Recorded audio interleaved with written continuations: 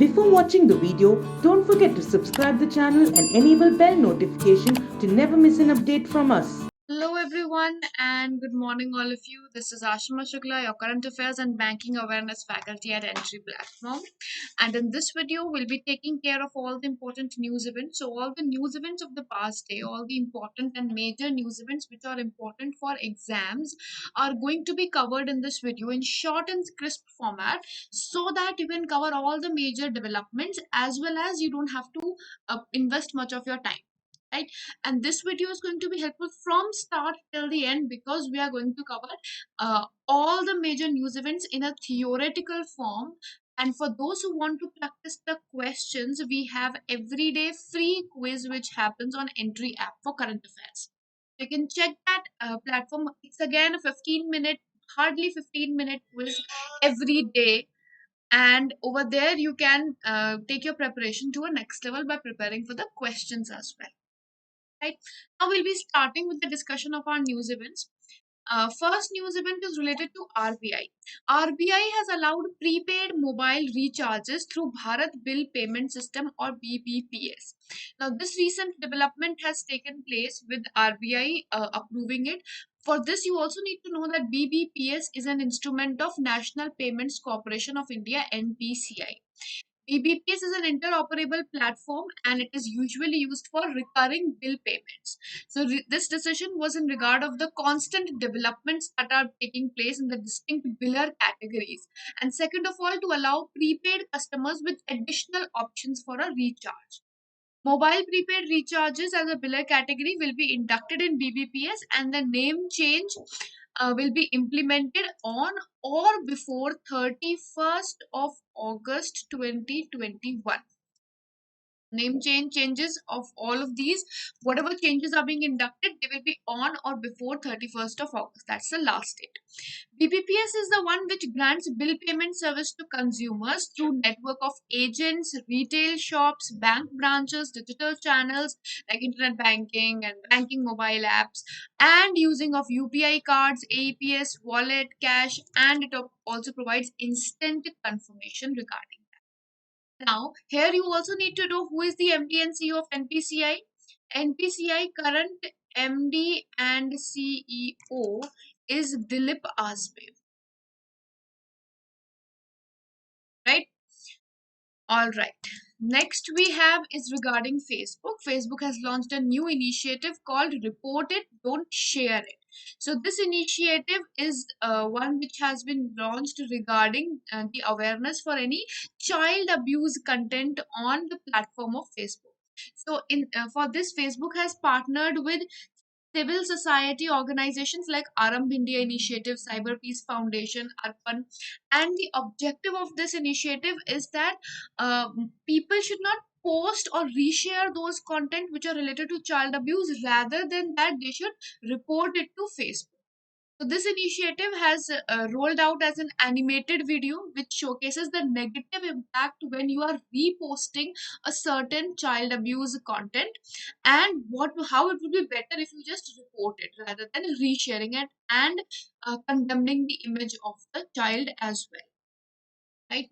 Now, for this, Tech Giant has asked people to report child abuse by calling 1098. So, a number has been launched 1098 and Childline India Foundation. Either 1098 or Childline Foundation. Right. Facebook has also included an option for reporting which includes involves a child, and it is under the nudity and sexual activity content, and that is for child abuse reporting content on Facebook as well as on Instagram. And Facebook has selected Neha Dhupia, who runs a community Freedom to Feed on Instagram, and she is going to promote this initiative. So promotion is going to be done by Neha Dhupia and via her community Freedom to Feed. Then we have regarding ADB, Asian Development Bank. Government of India has signed a loan agreement with Asian Development Bank to upgrade the transport connectivity and have industrial development in Chennai Kanyakumari Industrial Corridor in Tamil Nadu. Now, what is the loan agreement amounting to? Loan agreement is of 484 million US dollars, which was signed recently, and it is going to grant seamless road connectivity via industrial clusters, transport gateways, and consumption centers, which will be proving beneficial to the industrial sector of the state.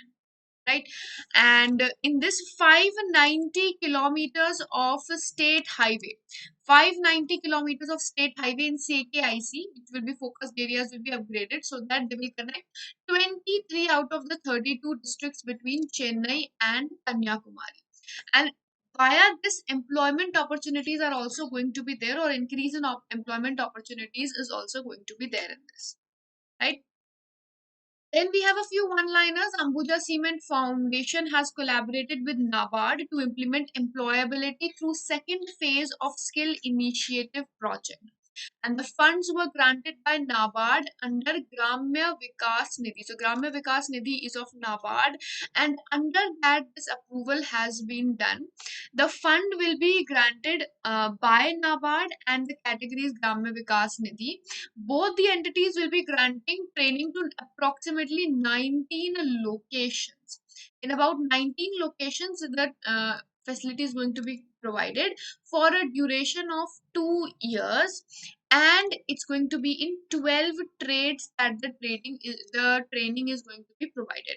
After the completion of training, youths will be exposed to the employment opportunities as well. Right? Who is the current chairman of NABARD? That is Govind R. Chintala. Govind R. Chintala is the current chairperson of NABARD. And chairperson of Ambuja Cement Foundation is Narottam Seksari.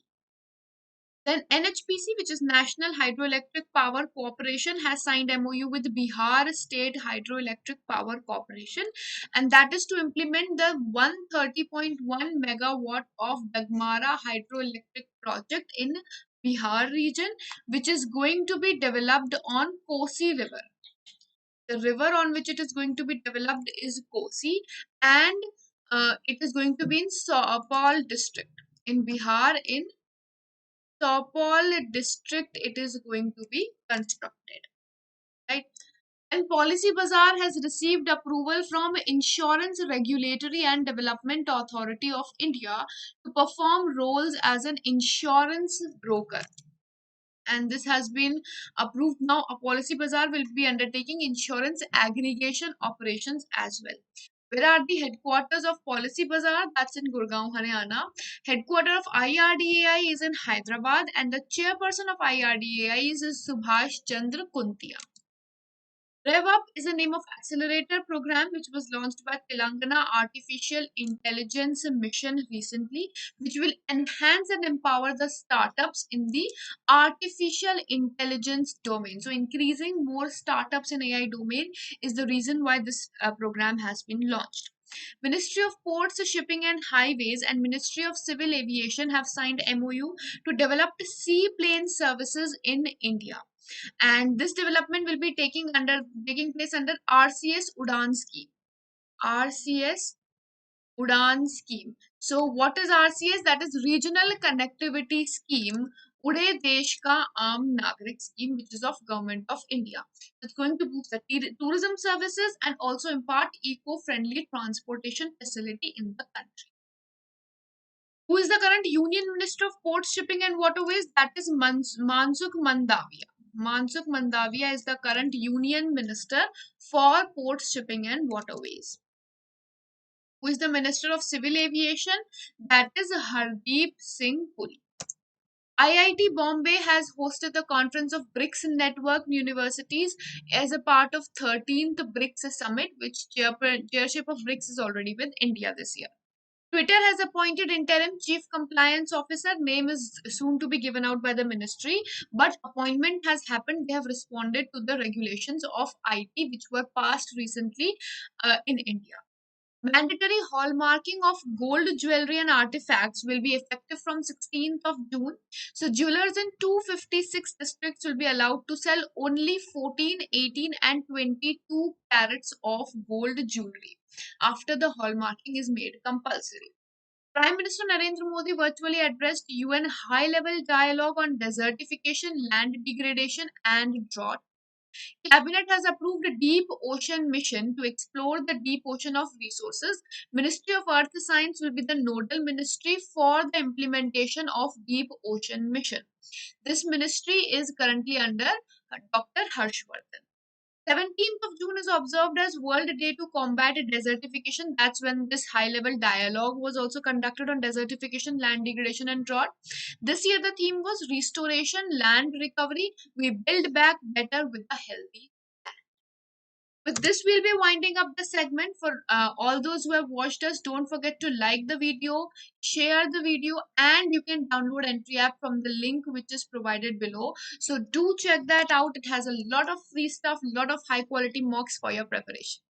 See you in the next video. Until then, goodbye, take care, and have a wonderful day ahead.